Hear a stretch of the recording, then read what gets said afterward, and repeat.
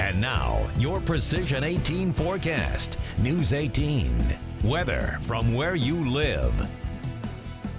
Well, a cold one to say the least today. Temperatures have been on a continuous decline since early this morning. We had temperatures the upper 50s about 4 a.m. That cold front came through, and since then, they've been on a tumble. We're headed for the mid to low 20s overnight tonight, but the good news is there's a bit of a bounce back later on in the forecast. As of now, we're still seeing plenty of cloud cover, some peaks of sunshine here and there over the last hour or so. We had a high temperature of 57 degrees. That was 2 degrees below average earlier on today at 4 a.m. Since then, things have cooled off a bit. We're now in the 30s, 38 degrees, winds from the northwest at 14 miles per hour.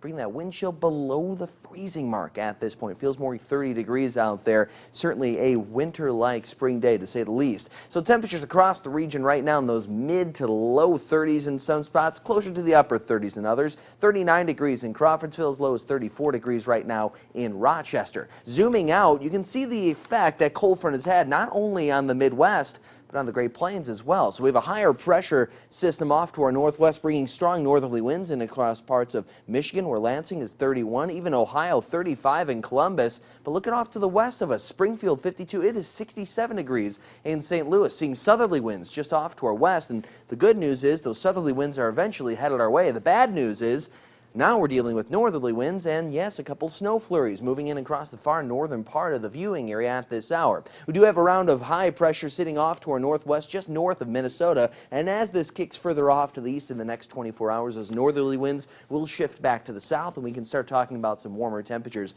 Unfortunately, that does not occur overnight tonight into early tomorrow morning. For the most part, the light chances of snowfall will be short-lived. We should see a mainly dry overnight with some light cloud cover early tomorrow morning. But altogether, your snapshot forecast, a gorgeous backdrop of the flowers there, the spring flowers. Christine Cumberworth sending in this beautiful picture of the magnolias. 37 degrees by 7 p.m., falling to 31 by midnight. We clear out, falling all the way to 25 degrees in West Lafayette tonight. That is 8 degrees shy of the record low temperature set back in 1881.